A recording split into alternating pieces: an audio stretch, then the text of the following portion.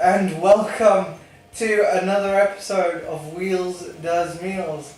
It has been a while since I posted the intro video, but the brownie episode is finally here. So let's get started, shall we?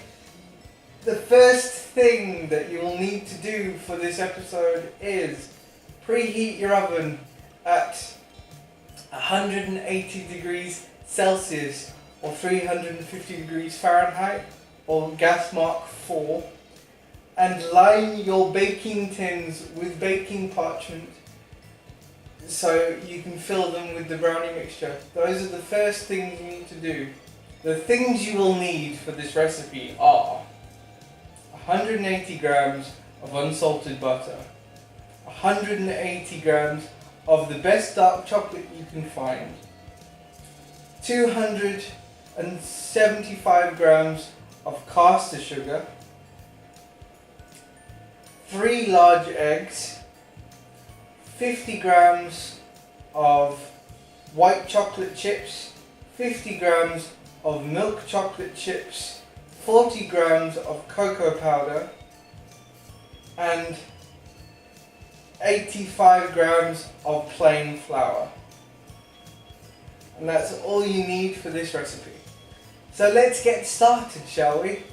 The first thing you will need to do is take your unsalted butter and your dark chocolate, and you need to melt the two of them together. Melting the butter and the dark chocolate over a pot of boiling water and a glass Pyrex bowl. That's called a Bain-marie. And make sure it's all melted and all combined, and leave to the side to cool. Now it's the easy part.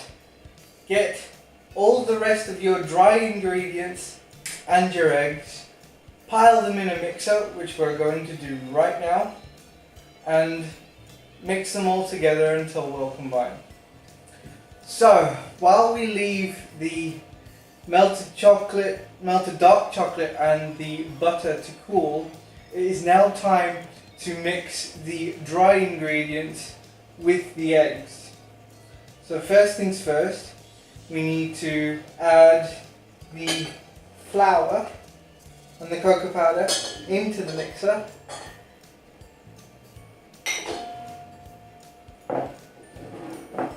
Along with the cocoa powder, which goes in here.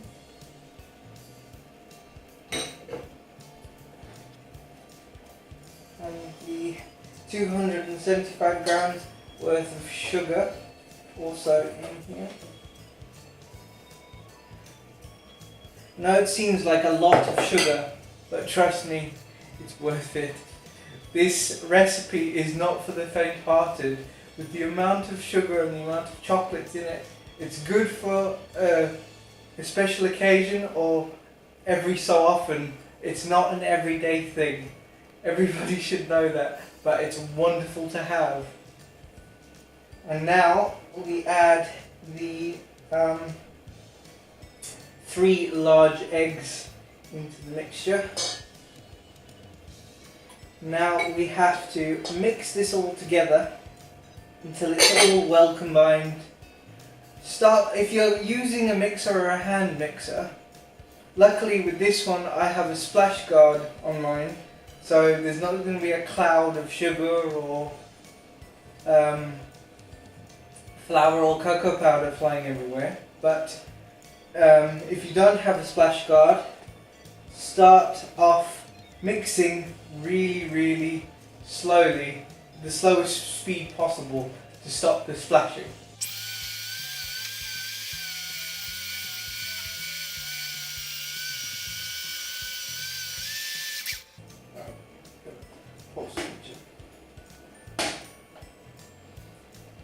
And there we have the overall cake mixture well combined and mixed now. The way you can tell if the mixture is mixed well enough is if you see the droplets coming from the beaters forming ribbons on top of the batter. Once it's forming ribbons and starts sinking down after a couple of seconds, that means that the batter itself is pretty well mixed and ready to go, and you have no need to mix anymore. Just making sure that all the cake batter is off, or brownie mixture is off the beaters as much as possible, because you don't want to waste this chocolatey, sugary goodness for your cake tin. So now once that is all done, and once your dark chocolate and butter mixture is cool enough, you can start adding it to your cake mixture. The reason why we let the dark chocolate mixture cool down enough is so that it's not too hot when you put it into the mixture, because you don't want it to start scrambling your eggs, because you don't want funny bits in your cake, really, other than the chocolate chips that you're about to put in afterwards. So once it's cooled down, it is ready to put in the mixture. But for this purpose, I'm going to take the splash guard off, because I can then start to add the melted chocolate and butter to the mixture as it's mixing at a low setting. So we'll do this now. As it's mixing at a low setting, we can start adding the melted chocolate, and it'll be combined quicker that way.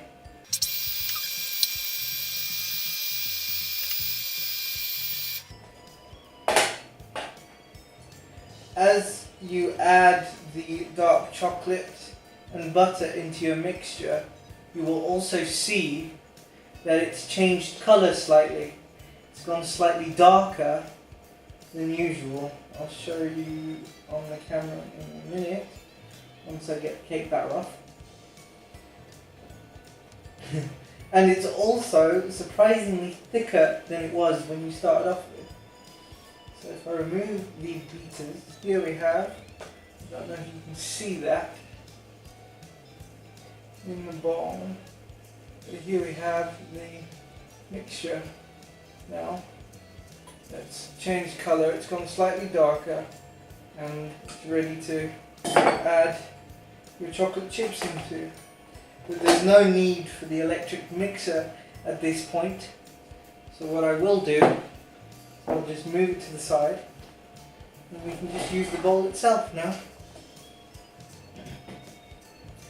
Now we've moved the mixer and the rest of the bowls out of the way, it is now time to add the 100 grams of chocolate chips. So in here we have 50 grams of white chocolate chips and 50 grams of milk chocolate chips. But if you're anybody like me, you like to add more than you originally stated in the recipe. Like sometimes I add, depending on the size of the batch of the brownies, I add double the amount of chocolate chips, just because you want to make sure that everybody gets chocolate chips in every bite of brownie that they have, to be fair. So these go in gently. So once these are in, you fold them in the batter as gently as possible. No need to be very rough, just make sure that it's evenly distributed through the batter in the process.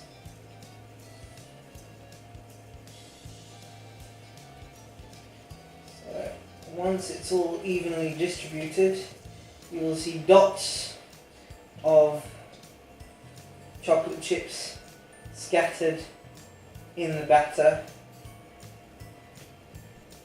very nicely. When I made this recipe, I originally used chocolate chunks like proper chunks of slabs of chocolate in it. But the problem I had found while doing this was that the chocolate chunks were too heavy and sunk all the way down to the bottom of the batter, and it wasn't very evenly distributed. Like, you'd have one section of brownie with tons of chocolate in it and another section of brownie with no chocolate whatsoever. So I edited the recipe, or altered the recipe, to make sure that you have an even amount of chocolate chip in, or chocolate in each bite of brownie. So once that's done, set it to the side and you can get your cake tin and get everything sorted.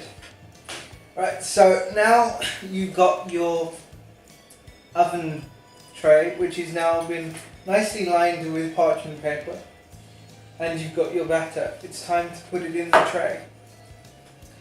Now, some of you may need help with this, with either putting it in the oven or help spreading out the batter, because I know sometimes I do. But anyway, we'll give this a go and see what happens. This might be an entire mess, but we'll wait and see. So what you do is, you literally just scrape, use your spatula by the way, scrape the batter out of the mixing bowl as best you can.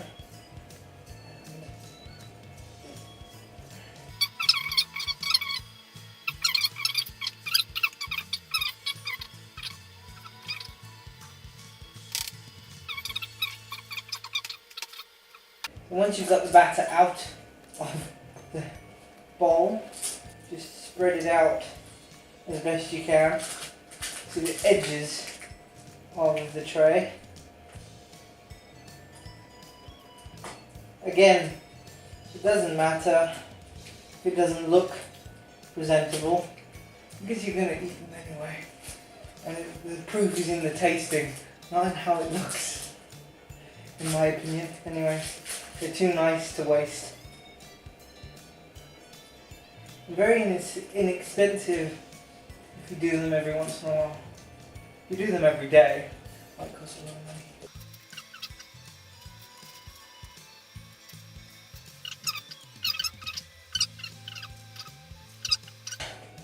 Pick up tin, bang it out a bit just to level it out, and there you have it. Your batter is nicely spread and ready to go in the oven. Now, as I said at the beginning of the video, your oven needs to be preheated at 180 degrees or 350 degrees Fahrenheit. Now, these will go in the oven for 25 to 30 minutes, and some ovens are different, so it might cook quicker than others. But the best way to check is if you take a skewer or a knife, poke it in the middle, pull it out, it comes out clean, then they're done. Leave to cool completely and then slice them up. So we'll put these in the oven and I'll see you once they're done.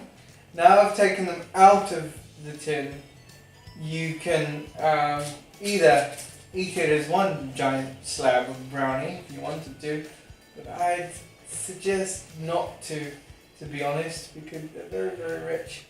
But you can either, if you really want to, cut them into 12 or 16 pieces of brownie.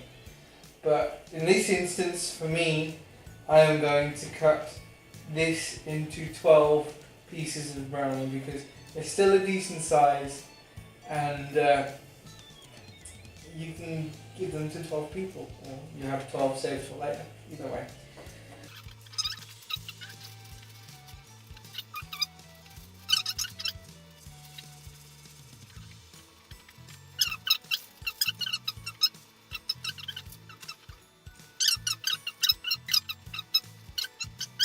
And there we have it, guys. the best brownie, in my opinion, that you will ever eat. They're gooey, soft, and just very, very moreish. Suitable with a cup of tea or a spoonful of ice cream. So let's give this a try, shall we? My all-time favourite brownie. Now, if you like this video, please give it a thumbs up. Don't forget to like, favourite and subscribe to my channel if you like this recipe. The information for this recipe is down in the description below with all my social media links alongside. So please give me a follow on Facebook, Twitter, Instagram, and also Snapchat. Oh, and before I forget,